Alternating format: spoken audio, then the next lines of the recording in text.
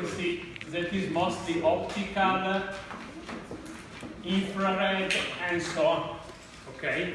And also this course is organized in this way that we while see me, Andrea Montiguarnieri, and you will see Stefano Tebaldini as we will start in radar. So it's very simple, the division. I will show you the beginning. So we were speaking from Maxwell, we were speaking of energy. Because if you want to transmit a signal, you must have energy. And for radar, you must have a very high quantity of energy, that you are hungry of energy. What is your source of energy up to now? We see that is a black body. A black body is the best emitter that you can get, because all the energy that comes in comes out. Okay? So you cannot do better than this as an emitter. So if you want to have an antenna in the space, you paint it in black. Black, of course, black body is approximation. And we have seen, we are not want only information about energy, but how energy distributed with frequency. And so we have seen three fundamental laws of thermodynamics. The first is Planck's law. Okay? Planck's law is written as a function of, I called it this quantity, it's usually a radiance. Radiance means how energy is radiated, but every one of you is radiating energy, also that lamp. And you remember that it was a simple expression, 2 pi h cube of the frequency c, and we have here a relativistic correction, a quantistic correction that happens only in the terahertz, so only in the optical, that is a exponential of hf divided by kT minus 1. This in radar is approximately kT divided by hf. And hf simplify, h and f simplify, so you have the dependence on the square of the frequency for radar. This is for radar, but for optical, this prevents basically to have irradiation at the very high frequency. So you cannot have energy up to gamma ray and so on. It's very difficult because when you wanted to have to make energy, you need to obey Planck's law.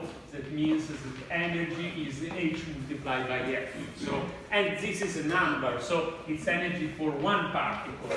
You can have 2 particles, 3 particles, so only an integer number of particles. And if f is a very big number, even one particle requires a lot of energy. If you don't have that energy, you don't have that frequency. That is why lasers are so high frequency, high energy, okay?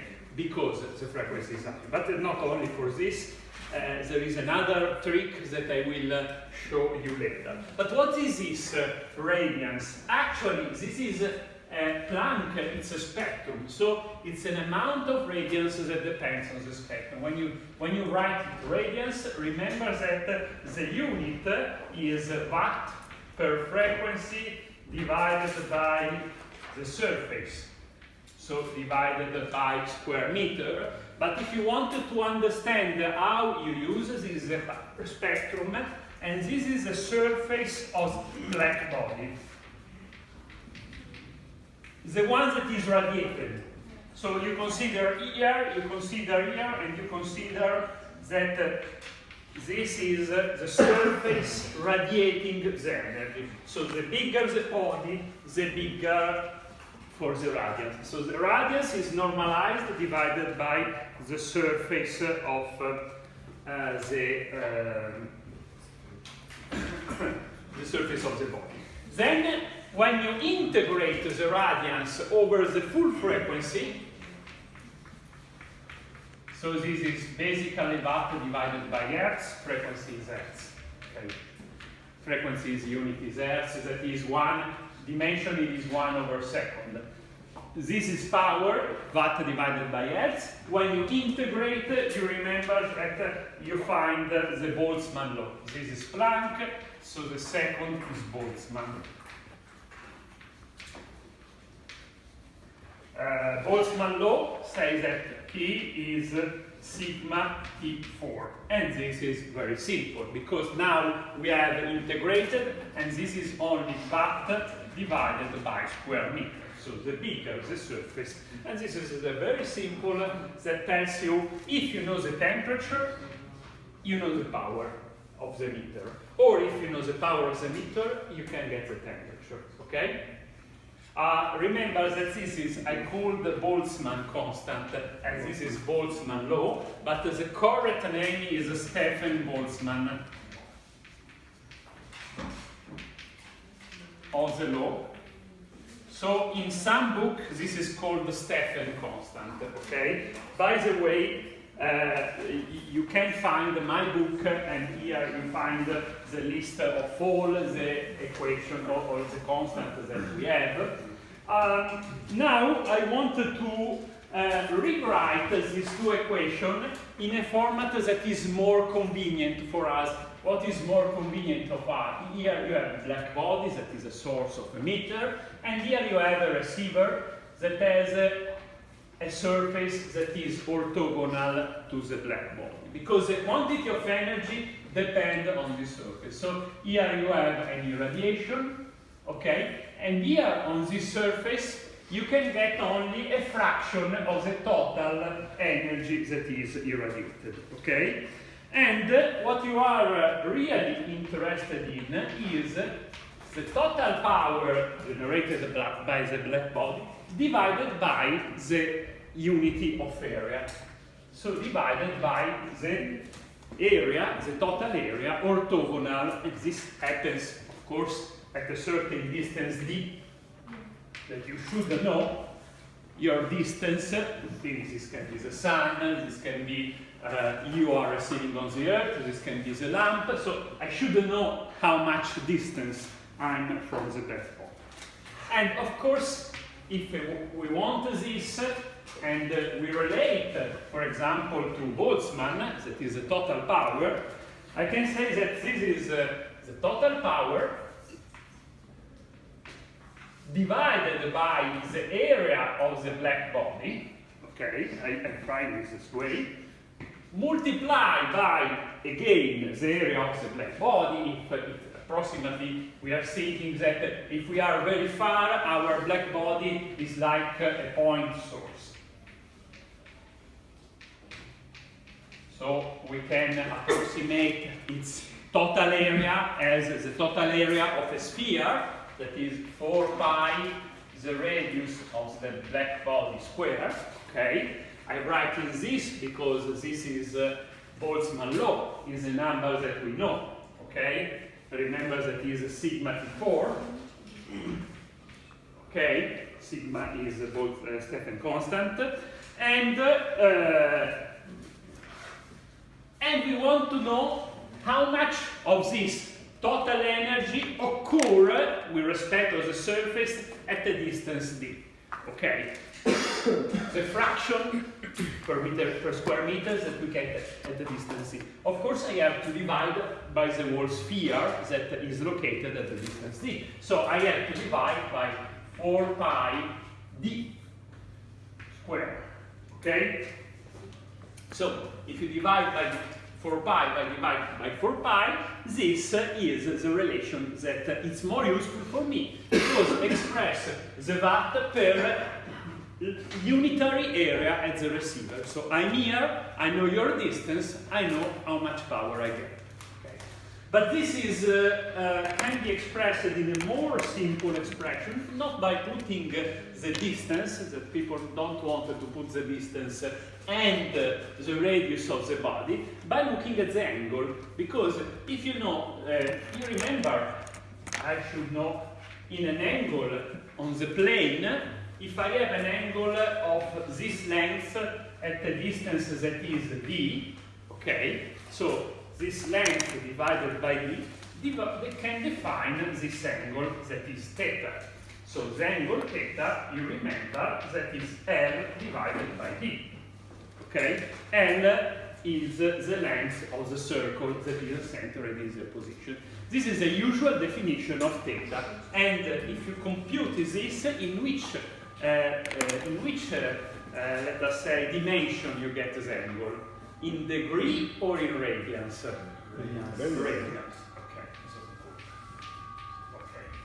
This is when you look on flat surface, okay? When you look in the 3D world, the angles are not flat angle, they are angle in the 2D. So they are a sort of solid angle. So this is what I call the 1D angle, because it's flat on the surface. When you consider the 3D, okay, immediately you have an extension of a solid angle. So still you can define theta, but now theta is solid angle.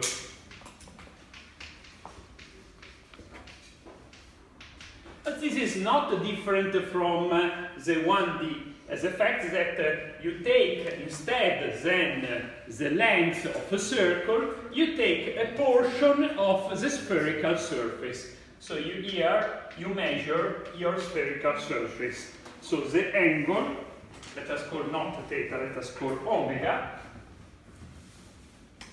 Omega is the portion of a spherical surface divided by the square. So is 4 pi d square, because this is the let us say, no, 4 pi of d square. It's this. Let us call the surface. Let us call it the surface. The surface of the sphere, okay, divided by d square. Then the surface of the sphere, it's the portion that is in the 3D of your angle. Okay? So the point is that this angle, the 1D angle, the total angle, so the circular angle is equal to how many radians is this? 2 pi. 2 pi. Why it is 2 pi? Because you have the total length that is 2 pi multiplied by the radius divided by the radius, and this is 2 pi. Okay? And the total angle in the sphere, in the 3D. So when I say all this angle in the space, how much is this? 4 pi.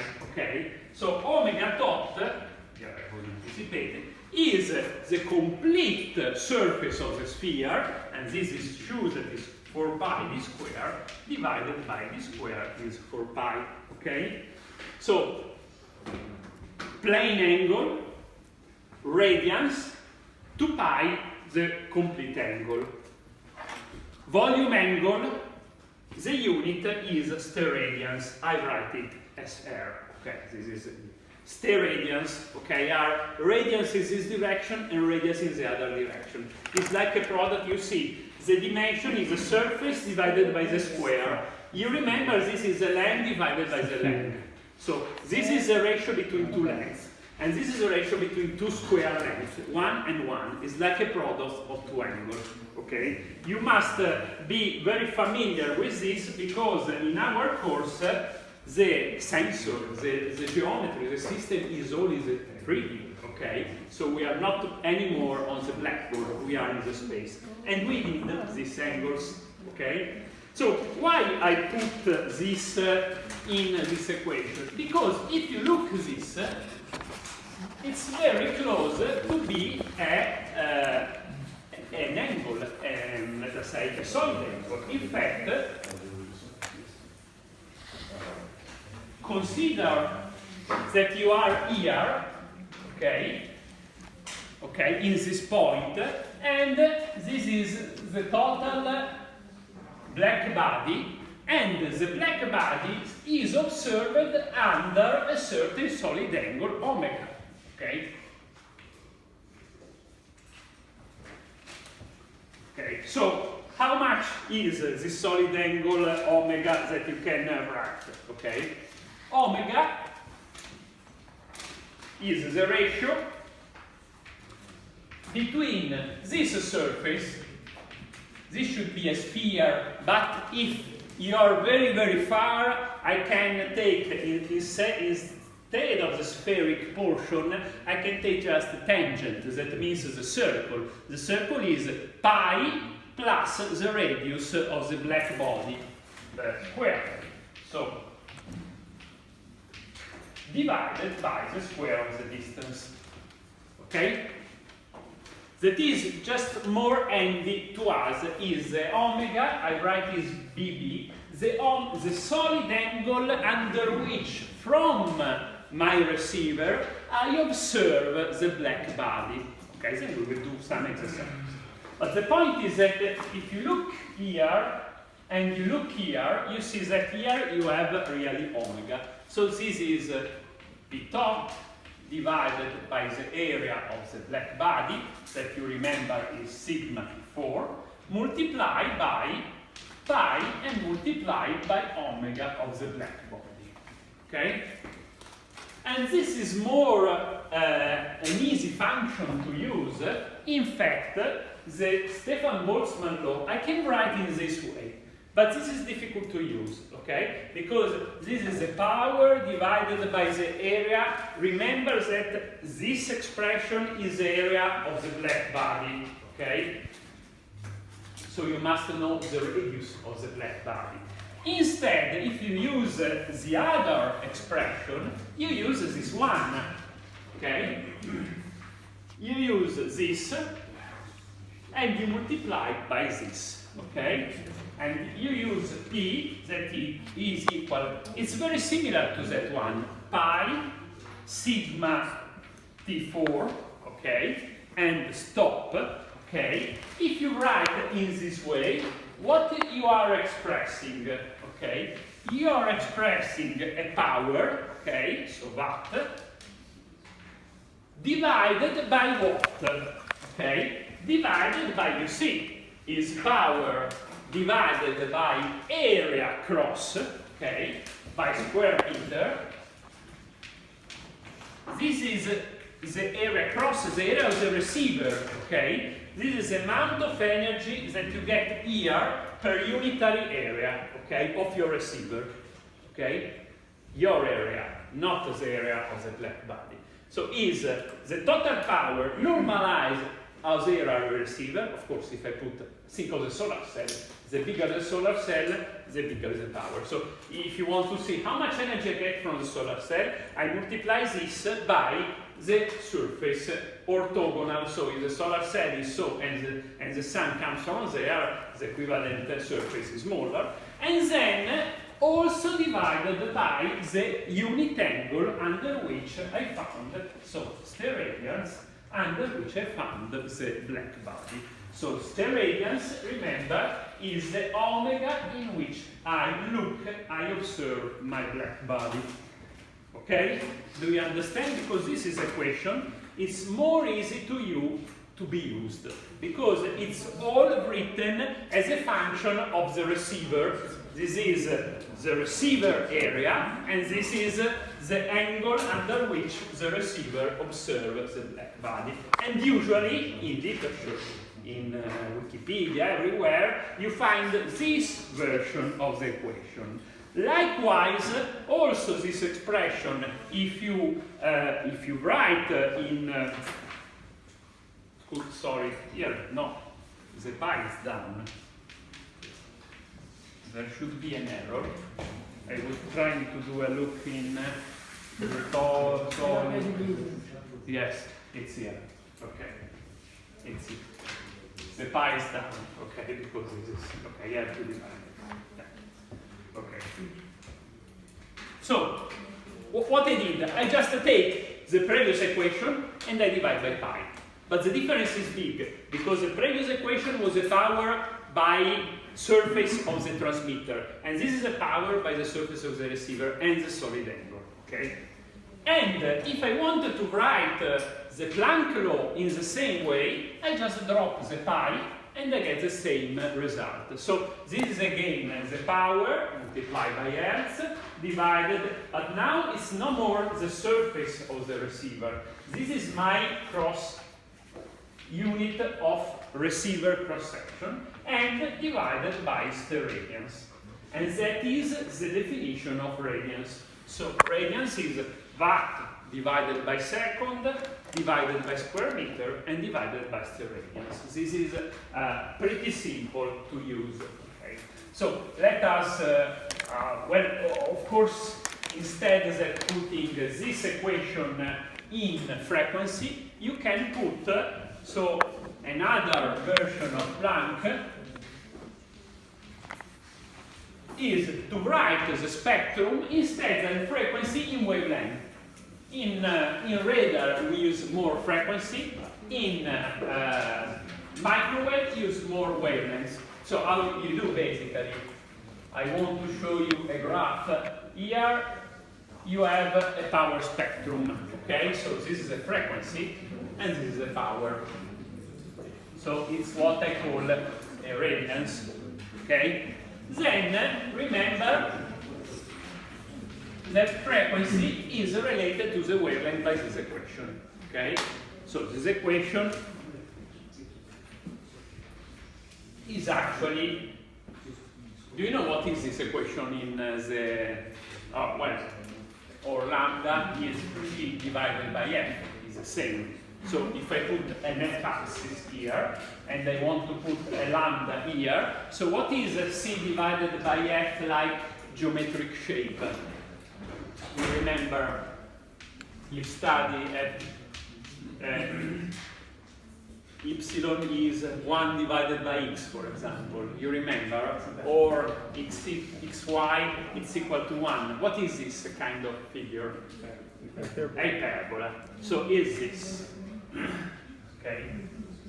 This means that if you take a certain amount of frequency and you integrate here, you have a power, and this frequency matches in this certain amount of, you see, the wavelength is wavelength range.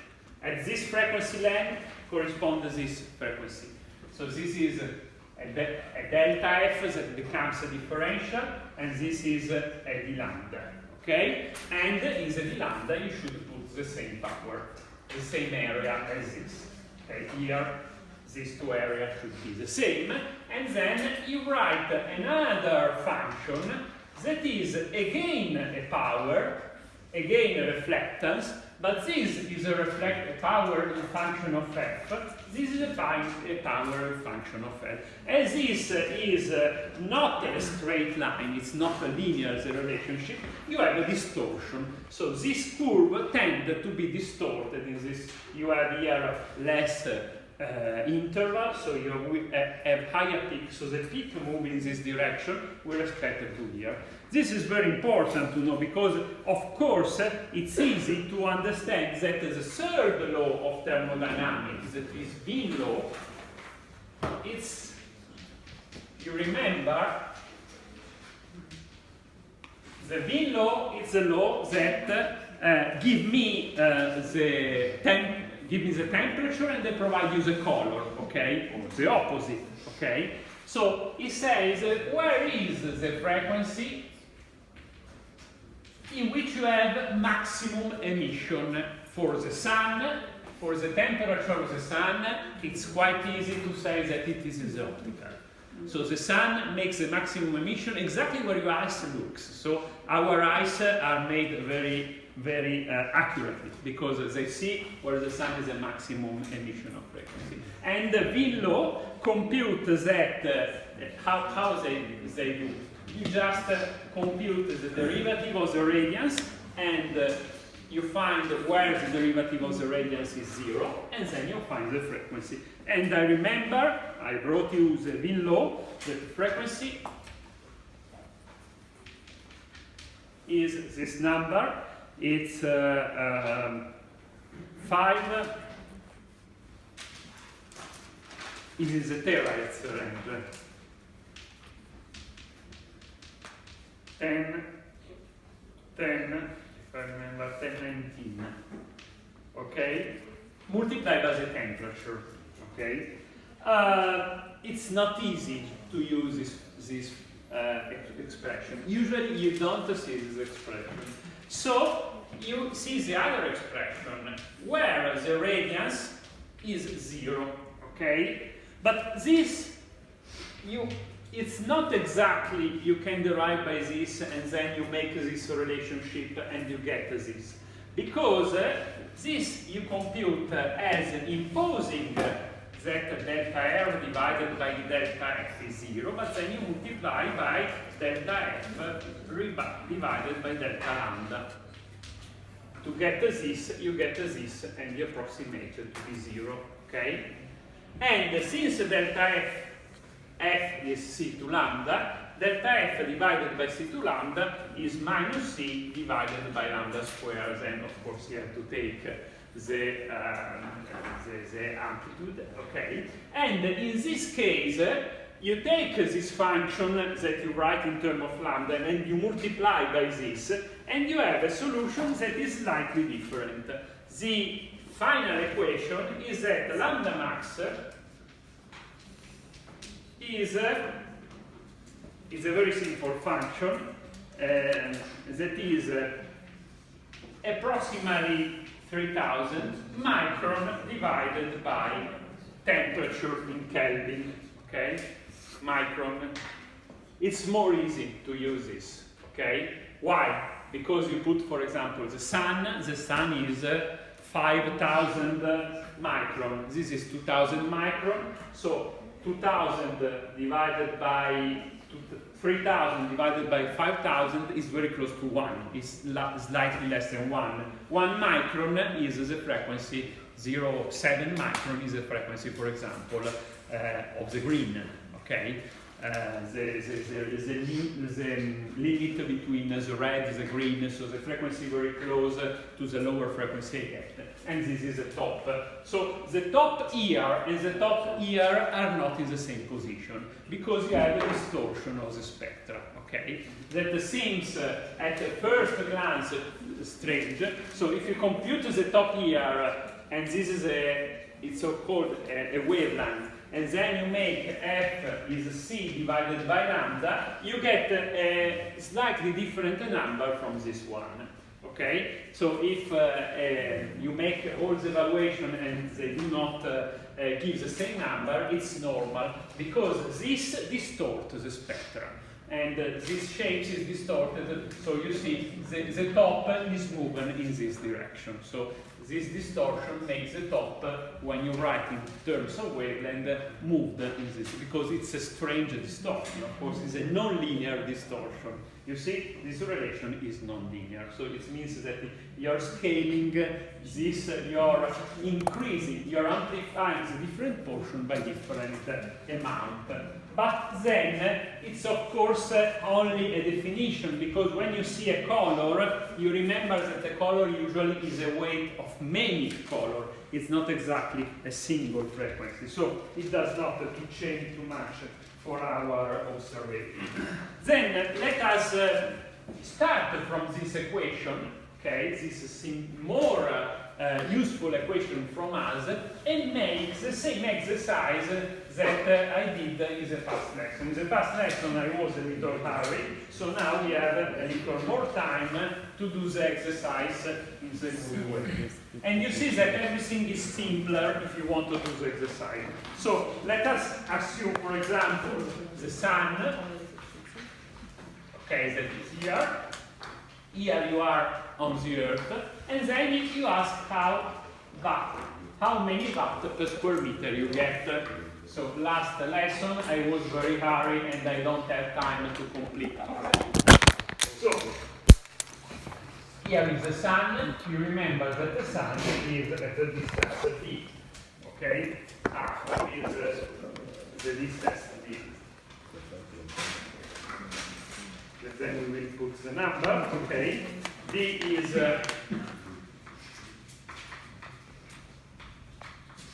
million. 150 million of kilometers, and the radius of the sun is only let us say 1000 of kilometers. Okay, now you say, I want to compute how much power I get on the Earth. I put here, I look to the sun, how much power I can get from my, let us say, solar panel, for example, if it is exposed in the best way, so if it is exactly orthogonal. So the power on the Earth divided by the cross surface, I put this, say, it's a sin, let's say, cross surface. So the surface is orthogonal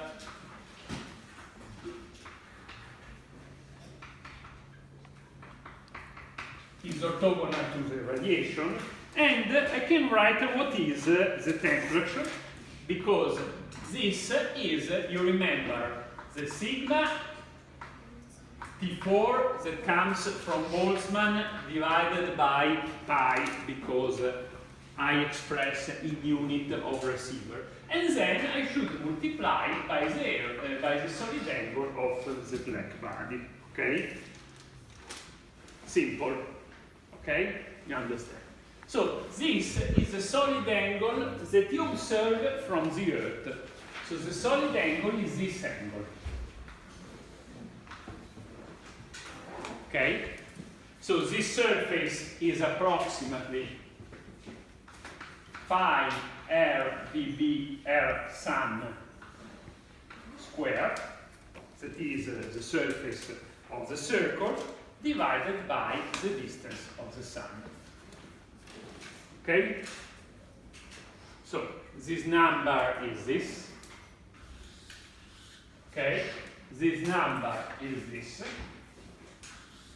And you can say that now you have to put the temperature of the sun, that is 5,705 degree Kelvin, and then I get the power. That is, I get the sigma, I get the 5,705 divided 4 square power, 4 power divided by pi. And then I should put the ratio. Here you see you have a pi and pi simplified. You have a ratio of the radius of the sun, that is this one,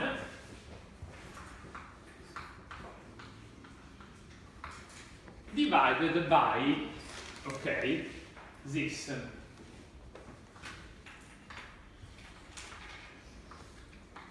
Square. So here I simplify already this 10 factor 3. So I only account for the 10 factor 3 of this. And you have to put the correct number. It's approximately, if you do the computation, if you do evaluation, this is when you do this, you get approximately 1,400 watt per square meter. Okay? This is what effectively you will get, but not on the Earth, because the Earth is a very complicated environment. You have the atmosphere. So if the Earth has not the atmosphere, you will get this amount of energy. And then you say, if I have 1 square meter of my solar panel, at which temperature I get? And this is eventually the temperature of the Earth. So what is the temperature of the Earth if it is irradiated in this way? I can compute it because the temperature of the Earth is in thermal equilibrium with the sun. Okay? So the power that the Earth receives is this one. Okay? But the total power is this one, that is power per surface, multiplied by what? This is power per surface orthogonal. If I want total power that the sun is radiating on the Earth, so how much energy I get on the total Earth? Yes, it's the total surface of the Earth. And this does not depend on the season, okay? Because sometimes it's hot here, it's cold here, but in the average it's always the same. It does never change, only the distance changes, but changes slightly. So the total power on the Earth is constant, okay? Of course the distribution, and now you're hot, but you're getting on, let us say, cold, and the south is getting hot. But the average is always the same. Okay, so pi multiplied by Earth squared. This is really the total power I get in the Earth. So this is a number that I get in square meter. Okay, but if I want to know the temperature, then I can write this equation. Okay, so the total power is sigma the Earth square power divided by pi. Okay, because remember that this is really the total power. Anzi, no, I don't use this because this is wrong, because this will be per steradians. Here I have to use the other equation. You remember that this is a power per square root of a meter multiplied by steradians. But the other equation, you remember, sigma T4, what was this? This was the power of the black body, okay, divided by the total area of the black body, okay, and this is the one that I want. So if I put the total power is the power divided by the black body is sigma T4 multiplied by the radius 4 pi, the radius of the black body, that is 0. So if I equate this, by the way, here pi r square and pi r square are equalized, then I get what is the temperature of the Earth. Okay? So this I have to use as expression here because it's more effective to me to use, and then I get a temperature of the Earth. So if I do this equation, I get a temperature that say, okay, I get 279 Kelvin. 279 Kelvin is 6 degrees. Okay? 6 degrees Celsius. 6 degrees Celsius, it's a little cold, okay? This is the temperature in the ice age, okay? If the average temperature of the Earth drops at this value, we are back in the ice age, so we are all frozen, okay? So the average temperature of the Earth, fortunately, is in the order of 20, okay? And the change between big climate, it's only a fraction of degree. So it's enough to change a fraction of degree to have a big variation in the climate. So it seems that this equation is not good. Why? Because it's not true that it is only a black body at the Earth, and it's not true that we have the atmosphere. The atmosphere is like that, and it is causing us to keep the Earth warm. So we can say that thanks to the atmosphere we are warm. But the point is that all this theory does not work if you consider that the world is always a black body. That you don't have only black body. You have a different case of let us say, heat transfer. So here we have to, let us say, make a more general effect in which up to now they were a black body, okay? So here we have a body. A black body, what is a black body? Get some incident power, okay, and emit. This is a power that is emitted, okay? Power emitted, okay? This is a change between us and the environment.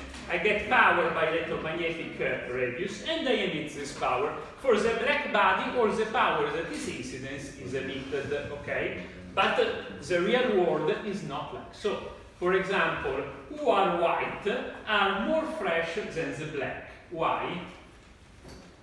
White is the sun. Reflect. So reflect means that part of the power is not even accumulated because it's immediately reflected. So you don't see this power, but you see this minus the reflected power. So you're speaking of a sort of reflection, okay? So you have a coefficient that is rho, that is the reflectivity. And 0 in power minus rho minus 1. It means that you reflect the power, the reflected power is rho multiplied by the incident power. Okay? If you have a reflectivity 0, you don't reflect anything. Okay? You get all the energy. Okay? That is, instead of the reflectivity, there is also an alpha that is albedo. Albus in Latin, you remember what means? That is white, okay? So this again goes to 0 or 1, but is actually the inverse, the complementary value. So if reflectivity is 0, okay, is reflectivity 0, it means that you get all the, albedo is very close to reflectivity. So if reflectivity is 0, albedo is 1, or if albedo is 0, reflectivity is 1, okay? So, let us say a white body, for example, it's a body that reflects totally the signal. If you reflect totally the signal, you don't get any energy, okay? But it's not enough, because you can have also a glass in which the energy goes into the body, it's not reflected, but the glass does not eat, it's not hot, the glass, white. The glass does not reflect, okay? Because I see outside, so it's not reflected, the energy. But the glass does not become hot, okay? Why? It doesn't block the... It doesn't block the energy. So it's called transmission, okay? Normally the optical... Of course, this equilibrium changes from frequency to frequency, okay? This means that at some frequency your glass is transparent and some other not, okay? For example, if you go in the oven, you have the glass in the oven, but it's clear that the glass does not make the energy pass, okay? Because the oven is at maybe 100 degrees, so it's 400 Kelvin. At 400 Kelvin, the glass is opaque, so it's not reflecting. Otherwise, the oven will be completely ruined, because if the heat goes away to the glass, of course, it's not the same glass that you use here. It's a special glass that you design not to pass the radiation at the temperature of the body. So all this behavior, all these coefficients depend on the frequency. Okay? So at different frequency, you can have a different behavior. So you have a sort of transmission coefficient, and also the transmission. So the transmission is not rho.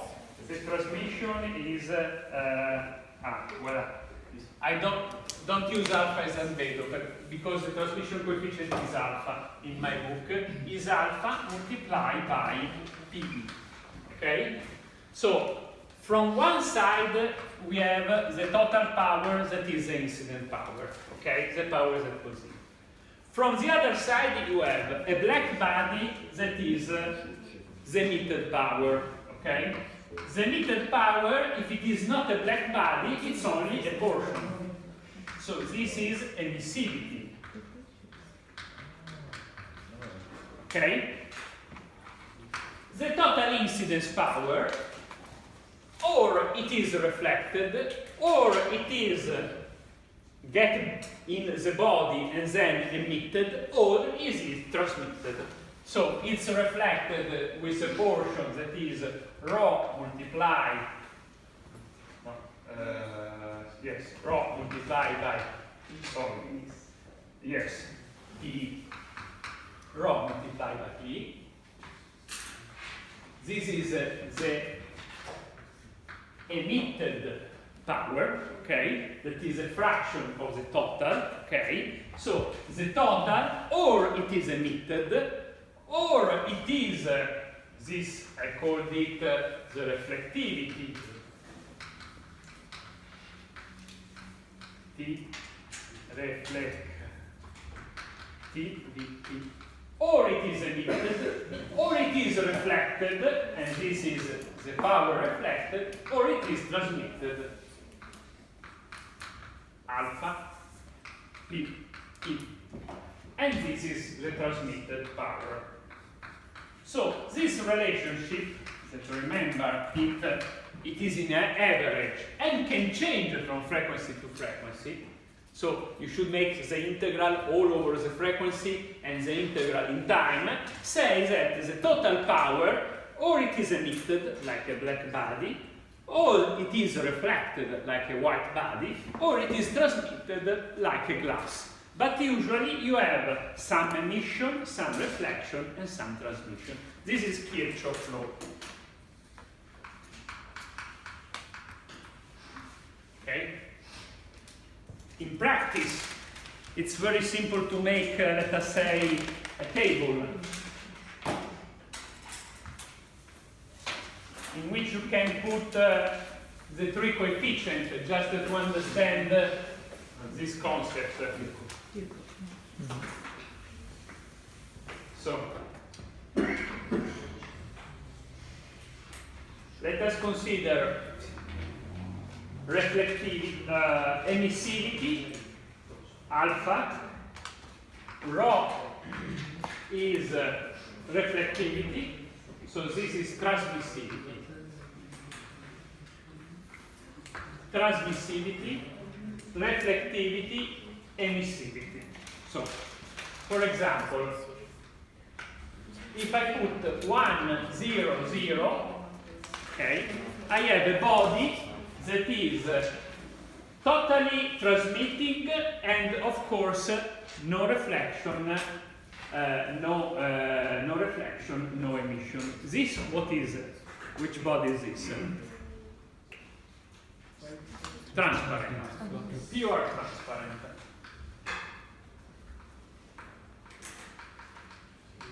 Okay?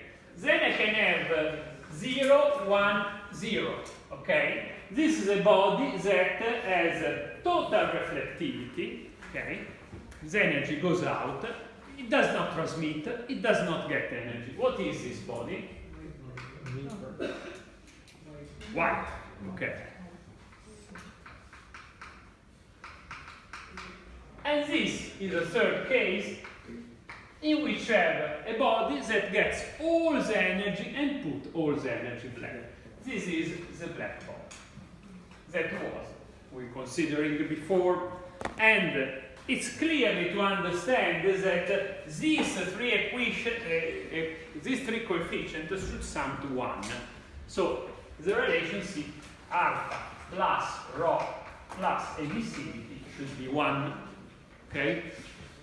So that, for example, if you consider this range, so all the bodies that has 0 transmissivity, but has maybe a difference, let us say, emissivity, so this is 1 minus k and this is k, this is a range of what we call, let us say, the gray body. This is because there are few bodies that are really transmitting. Most of the body are gray. So are mix of something that reflect or absorb. But the transmission is not so frequent, or it is a very small portion. Okay? So let us, for example, understand what is the Earth temperature. If we consider in the Earth the fact that rho is not equal to 1 because the Earth has some reflectivity. And what is the typical reflectivity? Is typically 0.3, is 1 0. Okay? This means that you see here 30% of the energy does not hit the Earth, okay? So 30% of the energy goes back to the space.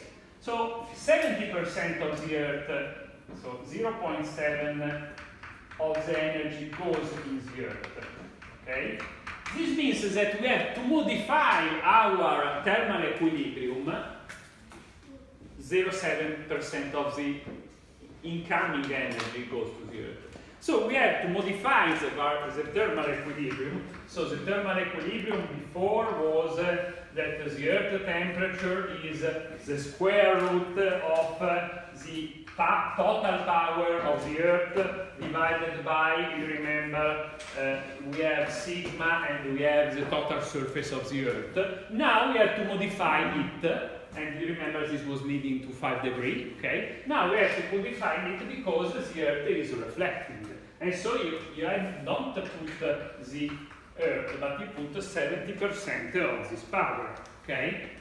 And when you multiply the values that you had before by the square, the 4 root of 70%, then you get that the average temperature of the Earth instead is minus 18 degrees, okay? So it means that it's even colder than what we consider. So the atmosphere is not a hat, it's a very, very good hat, okay? If the Earth was without the atmosphere, we will be completely frozen, because 30% of the energy is gone away. It's just reflected by the water, by the ocean, and the residual energy is not enough to, let us say, to heat the Earth. So the Earth, with the atmosphere, it's in a different equilibrium because you have to consider the atmosphere, of course. So what does do the atmosphere? It's very simple. It's just to understand there are basically 2 effects. Because here you have the Earth, here you have the Sun that is very big. It's just not in scale. But here you have the atmosphere. Okay? So what happens in the atmosphere? That also the atmosphere is a black body. So also the atmosphere has the capacity of get, let us say, energy. So it has a very big transmission at, let us say, 7,000 Kelvin.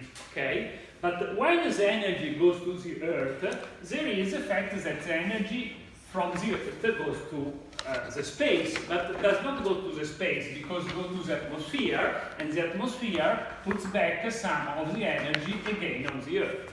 Okay? And this is one effect. So the molecules of atmosphere are radiating energy everywhere, so eventually also on the Earth. So they capture a portion of the, let us say, of the energy, and they put back everywhere, so also on the Earth. But there is a second, this is one effect. Then there is a second that is known as greenhouse. The fact is that atmosphere is transparent in this direction because this is 5,000 degrees, okay? So when you have 5,000 degrees, you have a distribution of power versus frequencies that say this frequency is the frequency of the red, let us say, of the optic. Okay? But when the energy comes from the Earth, it does not come at 5,000 degrees. It comes at the average temperature of the Earth, that is 3,000 Kelvin. 3,000 Kelvin has a complete different power spectrum. Okay? And the maximum at 3,000 Kelvin is in the infrared, let us say, in the far infrared. So it's much lower frequency, and the atmosphere is not more transparent to the far infrared. So the atmosphere lets the energy goes in, okay? But since now the source is colder, and so remit, but re-radiate at a different temperature, now the energy cannot go out because the atmosphere is not so transparent, okay? And this keeps the Earth warm exactly when you are in the greenhouse, and you put the greenhouse at, basically these are glasses, you remember, in the greenhouse you have your food, you have your tomatoes and so on, and you put the tomatoes in winter. So what's happening in winter? In winter happens that the energy comes into the greenhouse, okay? Because the sun, the glass is transparent at this temperature. Now the temperature here is very small because it's 0, so it's 3000 Kelvin, and so here again, so the energy cannot escape. And of course the glass does not allow any circulation of let us say, any circulation of atmosphere, of let's say, air. So you don't have any air circulation, so you mean the transmission of the heat is only circulation, contact, or irradiation. Irradiation is impossible because the glass is no more transparent at this frequency. And that is why you have the greenhouse.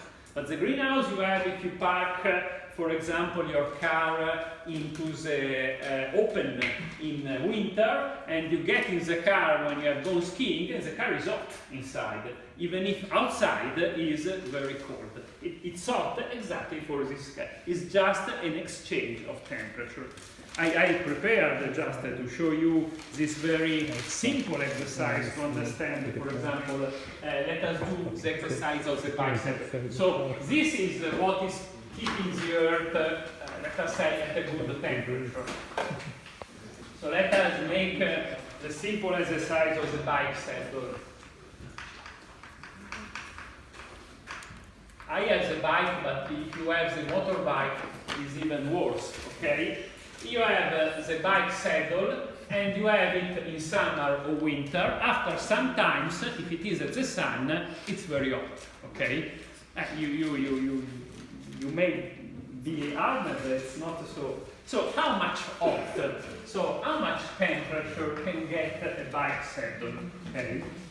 First of all, it changes the radiation because let us think that your saddle is horizontal and the light of the sun is coming from a different direction if you are in summer or if you are in winter.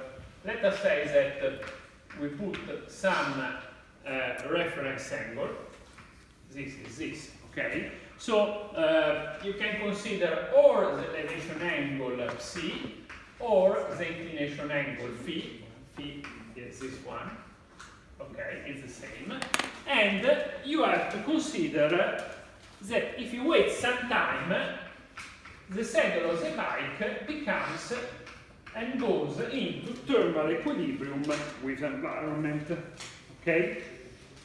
Now, you have to consider that, as Boltzmann saw, the power in winter divided by the square area is, well, you remember Boltzmann law, this is the sign, the power divided by the square on the Earth. Remember that I was writing 1,700 watt per square meters. This is too optimistical because it does not account for the fact that there is some reflection. So let us consider only 1 watt per square meter, okay?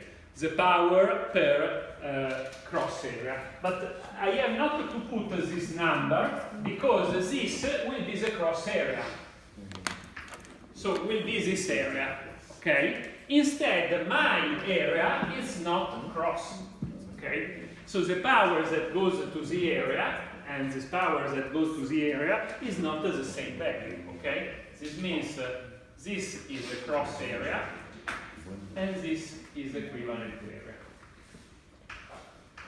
Quindi, so the power divided by the cross area is this, okay? But the power divided by the true area, okay, is the power divided by the cross area multiplied by the ratio of the cross area and the true area. And how this relation? This is related to this angle. Okay, you see, this is an hypotenuse. So you remember that this is the cross This is proportional to the cross area because in the other direction is horizontal. So this is horizontal, so it's width per length, so the length is the same in both cases. So the ratio between this is that the cross sides, the cross section, is the total section multiplied by the cosinus of this angle. Okay? That this angle is clearly this angle by the cosinus of phi. Okay? Clearly, when the sun comes from this direction in summer, okay, phi equals to 0, okay, and this is the same area. If this is in winter, you come from this direction, so the angle is much more high, and phi goes to a smaller number. So the power is the power divided by cross area, this is 1000, multiplied by the relation between this and this, that is the cos phi. Okay? So the power that you have per unitary area on your black body, the saddle, is 1000 multiplied by the cosinus of the incidence angle. Okay? This can change from summer to winter. So in winter you multiply it by a factor of so in winter I consider 20 degrees, and so I consider 0.34. Okay? And this summer, this is what happens at 20 degrees, okay? 20 degrees of this angle, that is the cosinus of the other, and the power divided by your area, this is not more the cross area, so let us write here all the number. So in winter, the power in winter divided by the total area, it's 1000 multiplied by 0.34. This is C equal to 20 degrees, so phi equals 80 degrees. Okay? C means that in winter you see the sun from 20 degree elevation. Okay? In the summer, the power divided by area, it's the total power per square meter multiplied by coefficient that is 0.92.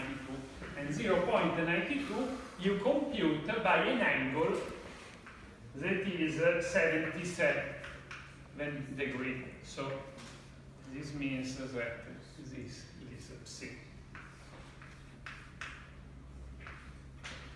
Okay? So this is the direction that I assume in winter of the sun, and this is the direction of the summer. Okay? Now, this is not the temperature. Okay? How you can get the temperature? You remember that we use the Stefan Boltzmann law. So this power in both cases is sigma multiplied by the saddle temperature at the 4 power. Okay? So in summer, you have to put the 4 square root of 340 divided by sigma. Okay? In winter, you have to put the 4 root of 920 divided by sigma. Okay? And if you get this in winter, you get 278 Kelvin, that is approximately 5 degrees Celsius. Okay? And if you put in summer this, you get about 357 Kelvin, that is approximately 83 Kelvin Celsius. Okay? So notice that the irradiation in summer and winter does not change too much. Okay? So if you look in summer and winter, the irradiation, if you put the correct surface orthogonal to the light, it does not change too much. Okay? Why it should change the irradiation? You consider it. Why you change the irradiation why you think that the radiation of the sun should change from summer or winter? So here is the sun, you are on the earth, okay? Wherever you are, if you put your surface orthogonal to the sun, there is no reason why your radiation should change, okay? The radiation is always depending on the steradians of the electron, okay? Of course, if the environment is cold and you have some energy, then the energy is then dispersed by the environment, okay? But consider that in winter and summer does not change, then the difference is that the area is different, because in the winter you get, in the winter it's like looking at the north, so in the winter you get a very small amount of area because the cross area is small, and in summer you get much more. So it changes only the fact that you move your saddle is horizontal, but the sun it's almost aligned with the center or almost orthogonal, okay? And this difference of the irradiation angle make in degree a lot of difference, because in winter we are 5 degrees and also the environment is cold, so in the winter the saddle is not cold. And in summer the saddle is a lot of temperature, is 83 degrees, okay? Then the environment will cold it, but not too much, because the saddle continue to get energy from the sun in thermal equilibrium.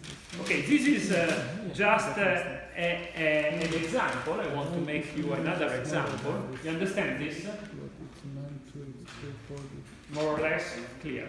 So you must do some exercise. So you can compute whenever temperature, surface, solid angle, and this is a key to access to all the heat transfer and all the generation of. Let us do another case. How much? I use a lamp, not diodes are very complicated. So with a LED is different. But let us assume a lamp, the old one, the one that now you don't find anymore, that is an halogen well lamp and so on, okay? So if I have that halogen lamp, not this is one, this is not halogen, this is, it's a ionized source. But if I have an halogen lamp with the wire inside, that becomes very often. How much energy I can get, for example, if I put that 10 meters from a lamp? Okay. So how much hot I can become? Of course, you need all the information. So I need, for example, the temperature. So 2000 Kelvin. So the wire inside the lamp is more than 1007 Kelvin, so it's very, very hot. That is why you saw it to be yellow, okay? So yellow corresponds, you can get the temperature by looking at the color and converting with V low, okay? So it's yellow because it's a very high temperature. If it is a not high temperature, you don't see, okay? So it's clear that you need the 2000 Kelvin because you start to see yellow, and this is not the spectrum of the light, okay? So it's not the color of the sun because it's half of the temperature of the sun. So the distribution of energy is more at the red, okay, than at the white. So you cannot have the white temperature of the sun in this way, unless you filter, so you make only some frequency pass with respect to the other, but it is a trick. So it is at 2000 Kelvin, so it's taken in a glass, it's tungsten, because otherwise it will be completely fused, and then it generates its energy, okay? In order to compute how much energy I get in meter, I can have evaluation, for example, how much is the surface of the meter, so the tungsten. So I can say that if I approximate the tungsten as 10 centimeter long, the wire, and 1 centimeter width, okay? And then I need, well, I can use Boltzmann law. So the power divided by the cross area, you remember, is sigma T4 multiplied by the omega, and there is a pi below. Now I use the other relation, because I use the cross area. I want to know the power per surface at a distance of 10 meters. So I need to use this formulation. This is the angle under which I see the black body. Okay? Is this solid angle. Okay?